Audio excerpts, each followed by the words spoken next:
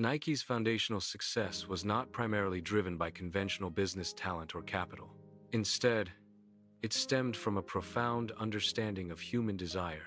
This insight allowed the company to build a global empire. The company is now valued at an estimated $160 billion. This analysis explores how a brand can transcend typical product narratives. It focuses on transforming a brand into a significant cultural phenomenon. This transformation requires a deep understanding of fundamental human motivations. Leveraging these motivations is crucial for cultural integration. The process involves strategic insight beyond mere product features. Nike began its journey facing established competitors such as Adidas. The company started with significant disadvantages in the market. Nike overcame these challenges by adopting unconventional business approaches. This strategy enabled Nike to successfully compete against larger, more entrenched rivals. Nike's success is rooted in its ability to transform a simple logo into a multi-billion-dollar asset. The $35 swoosh logo became an iconic symbol of athletic aspiration and achievement. This transformation highlights the power of strategic branding beyond mere design. The slogan, "Just do it," functions as a strategic tool, not just a marketing phrase. It embodies a philosophy that resonates deeply with consumers, driving brand loyalty and market dominance. Consumer psychology explores the underlying reasons for purchasing decisions. A key question is whether utility or aspirational identity drives brand consumption. For brands like Nike, products offer functional utility, such as athletic performance.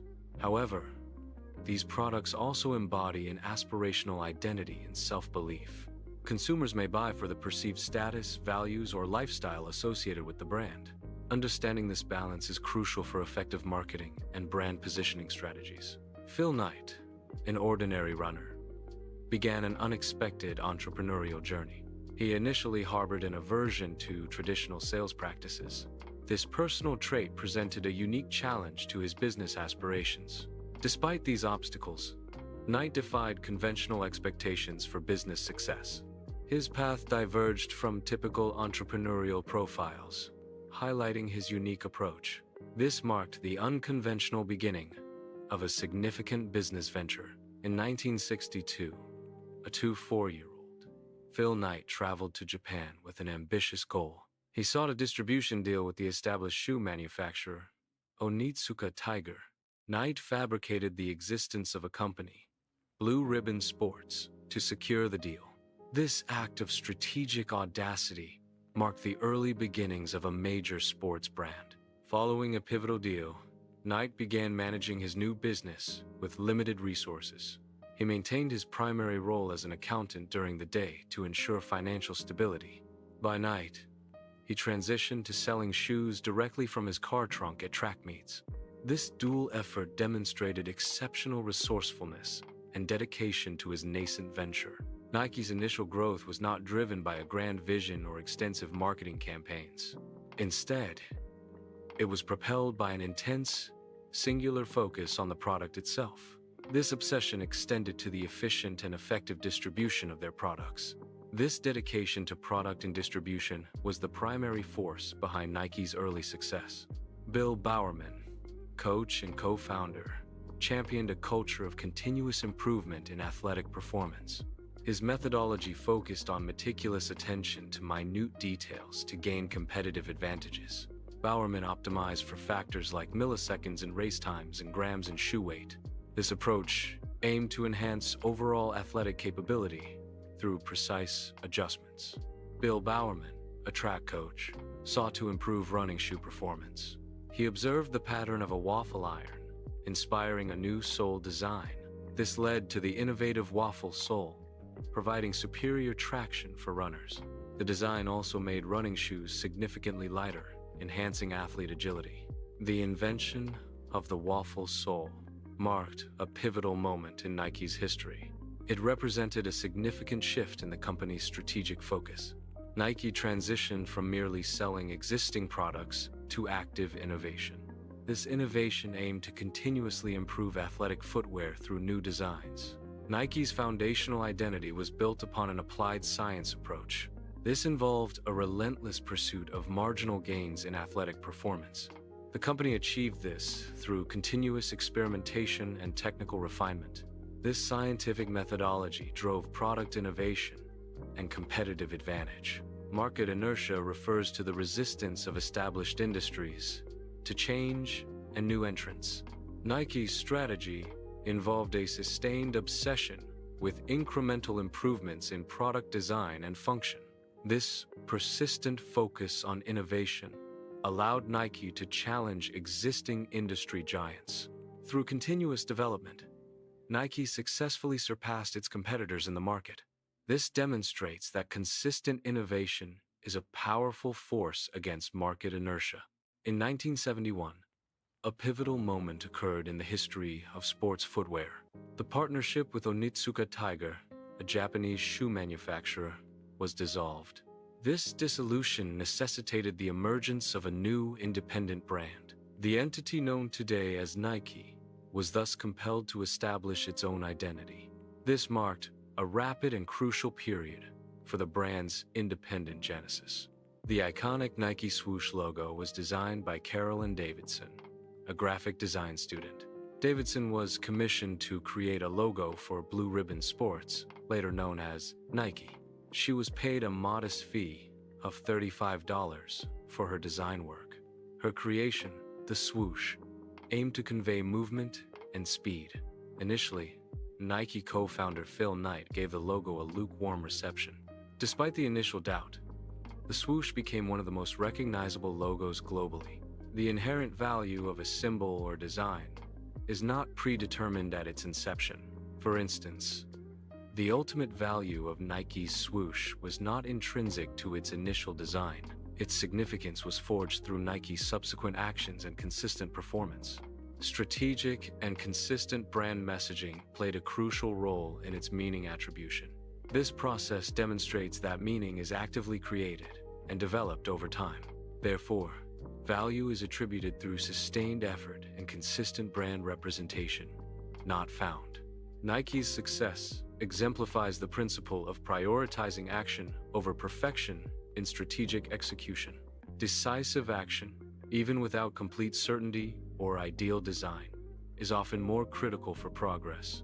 Waiting for perfect conditions can lead to stagnation and missed opportunities.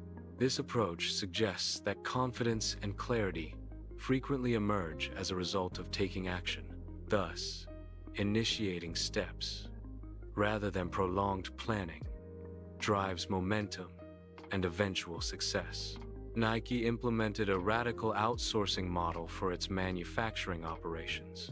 This strategy decentralized production away from in-house facilities. Production was moved to various countries, including Japan, Taiwan, and China. This contrasts with Adidas, which historically maintained in-house manufacturing. Outsourcing strategies are often initially met with criticism, perceived as a sign of weakness. However, for some companies, this approach can be a strategic advantage. Nike, for example, utilized outsourcing to reallocate resources more effectively. This allowed the company to sharpen its focus on core competencies like design and marketing. Ultimately, a well-executed outsourcing strategy can transform perceived weaknesses into strengths. Nike implemented a strategic business model focused on core competencies. This approach involved building a comprehensive internal system. The system meticulously controlled product design and innovation processes. It also managed brand storytelling and the cultivation of brand meaning. Conversely, manufacturing logistics were strategically delegated to external partners. This allowed Nike to concentrate resources on brand and product development. Nike strategically utilized outsourcing to optimize its business operations. This approach allowed Nike to reallocate significant capital resources. Attention was redirected towards core areas of unique value creation. A primary focus was on constructing compelling brand narratives. Another key area was the scouting and development of elite athletes. Continuous innovation in product design and technology also received enhanced focus. While competitors focused on factory efficiency, Nike pursued a different strategy. Nike strategically aimed to optimize the human mind, not production lines. This involved influencing perceptions and desires through powerful brand messaging. Their approach shifted focus from product to psychological impact and consumer connection. Nike has evolved beyond a traditional company, establishing itself as a global infrastructure. This infrastructure actively supports and promotes athletic aspirations worldwide. It fosters a collective athletic identity across diverse cultures and demographics. Nike's influence extends to shaping the global landscape of sports and athlete development. Nike engaged in a strategic battle against Adidas, its primary competitor. Adidas possessed historical legitimacy and strong institutional sponsorships. Nike adopted an asymmetric warfare approach, contrasting Adidas's strategy. This involved a fundamentally different strategy to gain market share. Adidas historically focused on sponsoring established systems and major events. This included prominent sponsorships with organizations like the Olympic Games. Nike, conversely, adopted a strategy of investing in individual athletes. Their focus was often on athletes who challenged conventional norms or the status quo. These distinct approaches highlight differing philosophies in sports marketing and brand building. Adidas and Nike, two major sports brands, adopted distinct marketing strategies. Adidas focused its marketing on performance enhancement for athletes. Their products were positioned to make athletes faster, stronger, or more efficient. Nike, conversely, marketed identity and aspiration. Their strategy implied that wearing Nike products could transform the wearer's identity. This contrast highlights different approaches to consumer engagement in the sports apparel market. Brands often compete by appealing to consumer psychology beyond product features. Nike's strategy tapped into a deeper human desire for self-story and personal transformation. This approach resonated with individuals seeking to define and improve themselves. Such a profound psychological connection created a unique brand loyalty. This emotional realm was difficult for competitors like Adidas to replicate or control. Nike's marketing strategy redefined the perception of athletes. It elevated the athlete from competitor to a heroic figure. This transformation imbued sport with deeper meaning. Sport became a powerful medium for self-expression. It also served as a platform for personal narratives. Nike successfully linked athletic achievement to aspirational identity. Nike's strategic approach led to its market triumph over Adidas. The core of Nike's strategy was connecting with the emotional aspects of sport. This involved tapping into the psychological dimensions of athletic endeavor. Nike focused on the soul of sport rather than just product specifications. This differentiated Nike from competitors who emphasized technical features. By prioritizing emotional resonance, Nike built a stronger brand connection with consumers. The 1988 launch of Just Do It marked a pivotal moment in advertising history.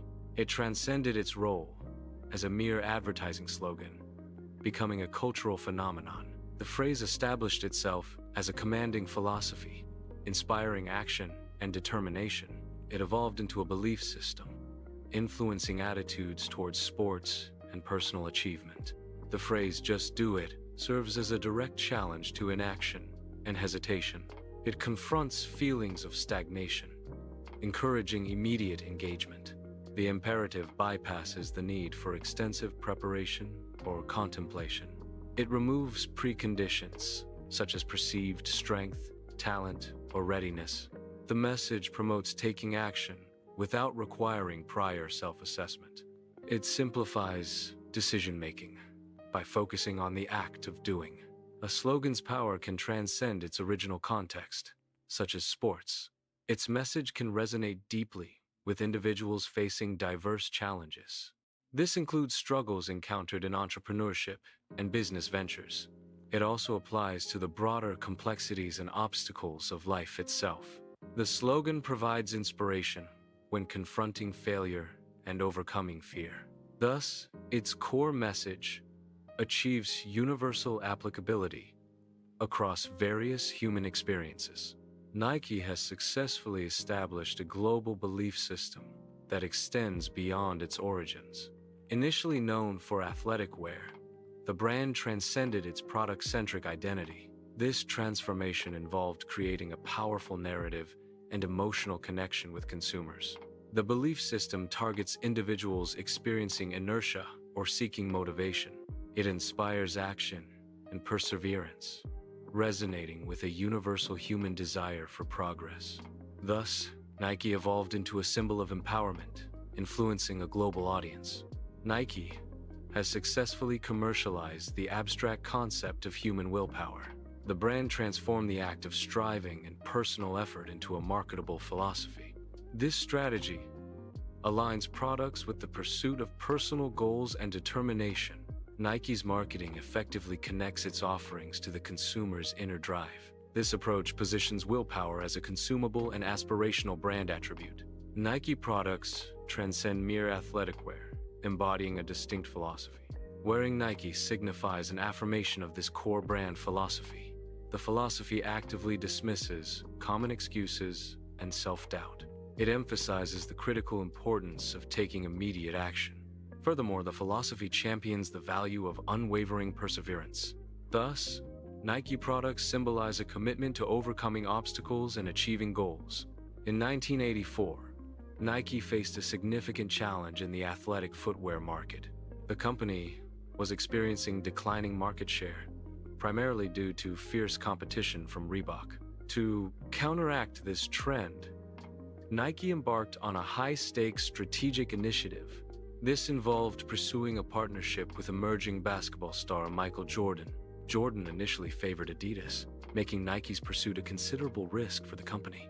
In a pivotal moment, Nike extended an unprecedented offer to Michael Jordan. The deal included an annual salary of $500,000, a substantial sum at the time. Crucially, it also promised Jordan his own signature shoe line.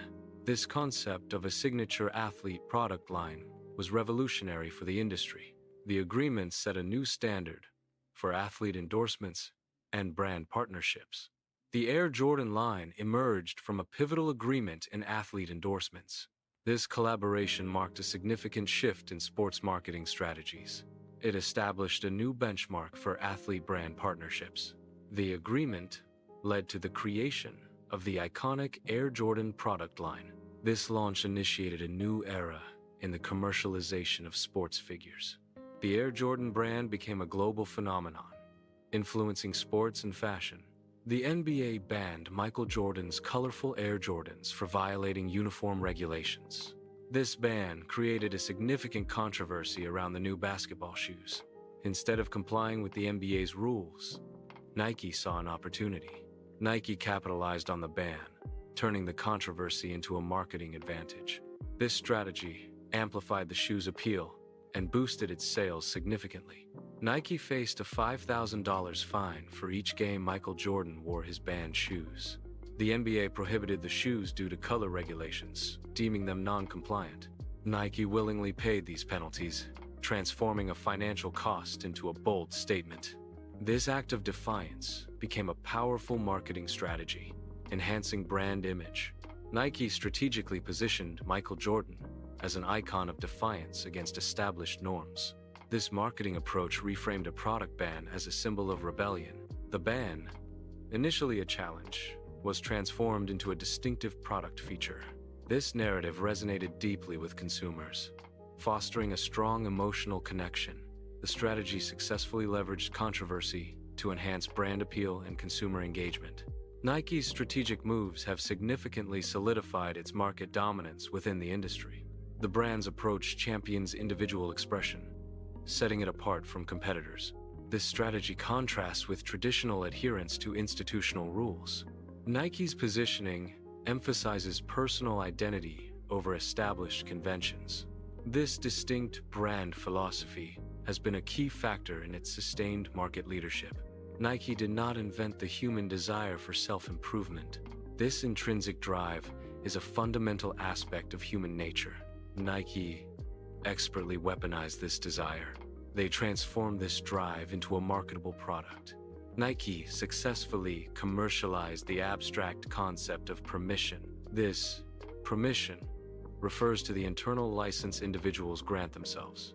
It empowers them to strive for goals and pursue personal betterment. The concept encourages self-belief and the aspiration to become more. Nike's marketing strategy effectively leveraged this psychological driver. Identity holds significant value for individuals, influencing their choices and behaviors. People are often willing to invest resources in things that reinforce their sense of self. This investment is linked to the personal narrative they construct about who they are. Identity provides a framework for understanding one's place in the world. It also grants individuals the psychological permission to pursue their aspirations. Thus, identity is a powerful motivator, driving decisions and personal development. Nike's branding strategy has evolved beyond merely selling product performance. The company now primarily focuses on promoting the narrative of performance. This approach embeds the Nike brand within a broader, more compelling story. The narrative connects with universal themes of human striving and achievement. This strategic shift fosters deeper emotional connections with consumers. The swoosh represents more than just a brand logo. It embodies a profound cultural phenomenon. It symbolizes participation in a global religion of doing, emphasizing action and engagement. This collective belief system transcends traditional athletic activity, extending to various life aspects.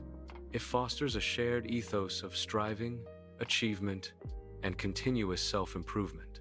The swoosh thus functions as a powerful icon for a worldwide community united by active participation. Nike's journey highlights key principles for success in business and branding. One core lesson is that sustained obsession can ultimately overcome raw talent. Another principle emphasizes that continuous movement and action are more vital than striving for perfection.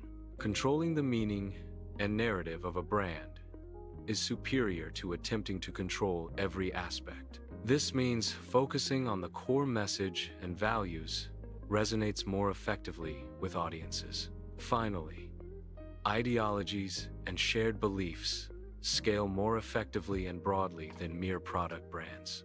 Nike's success is rooted in understanding the psychology of becoming. This concept taps into the innate human desire for personal growth and transformation. Nike effectively integrates this desire into its core brand identity. This strategic approach makes Nike resilient against product-centric competitors.